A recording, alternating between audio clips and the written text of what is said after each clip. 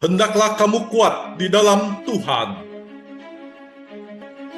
Karena perjuangan kita bukanlah melawan darah dan daging, tapi melawan penguasa gelap dan roh-roh jahat di udara. Kenakanlah seluruh perlengkapan senjata Allah dan berjaga-jagalah dalam doa.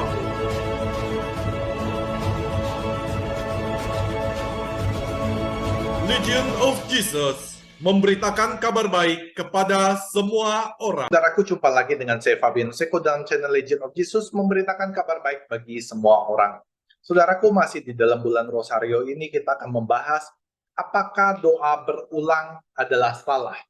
Saudaraku, ada beberapa alasan yang dapat kita kemukakan sebagai orang Katolik bahwa doa berulang itu tidak salah. Nah, banyak orang Kristen non-Katolik salah mengerti akan doa-doa yang dilakukan oleh kita sebagai umat Katolik. Mereka mengatakan bahwa Yesus telah mengajarkan bahwa kita tidak boleh berdoa bertele-tele, seperti kebiasaan orang yang tidak mengenal Allah.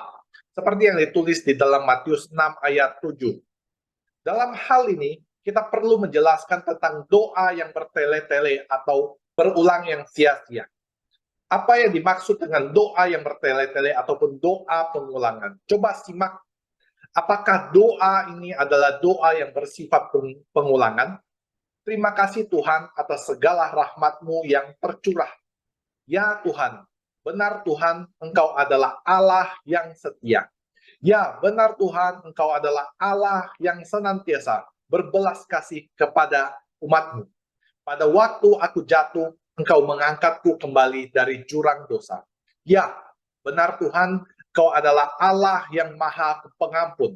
Dalam doa pendek tersebut, saya telah mengulang beberapa kata, benar Tuhan, sebanyak 3 kali. Apakah ini juga termasuk doa pengulangan? Itu adalah pertanyaan untuk Anda dan juga saya, saudaraku.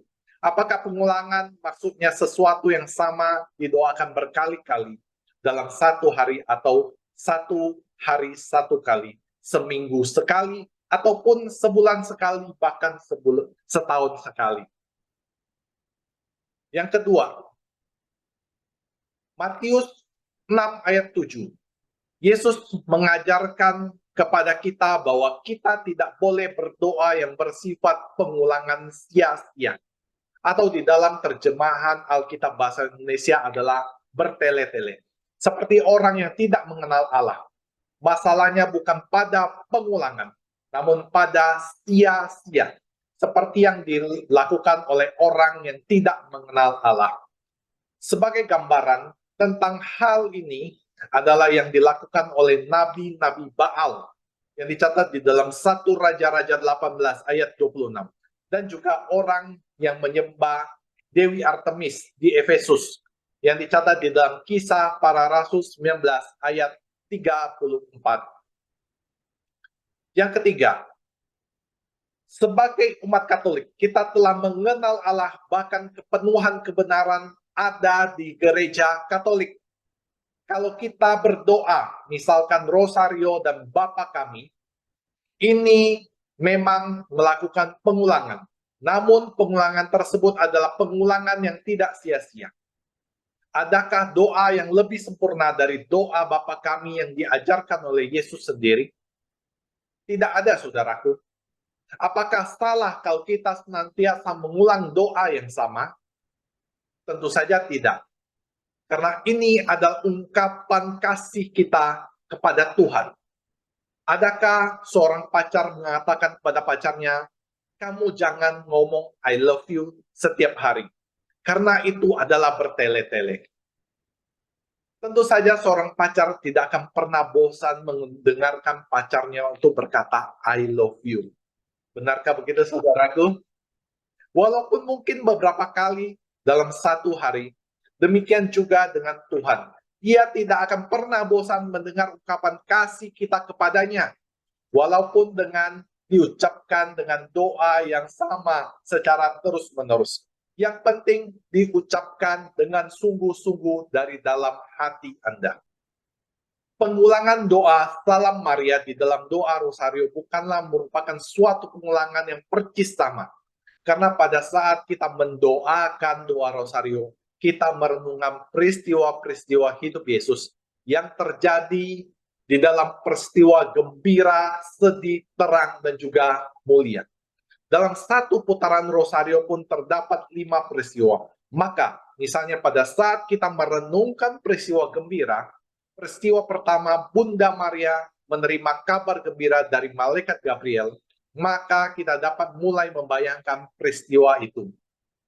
Dalam perenungan kita, di dalam butir-butir, di dalam berdoa Rosario, kita dapat membayangkan perasaan Maria sewaktu menerima kabar gembira itu atau merenungkan bagaimana seluruh malaikat di surga melihat kepada Bunda Maria menantikan jawabannya ya, atau di butir yang lain kita dapat pula membayangkan bagaimana seluruh surga bersuka sewaktu mendengar ketaatan Bunda Maria saat mengatakan ya.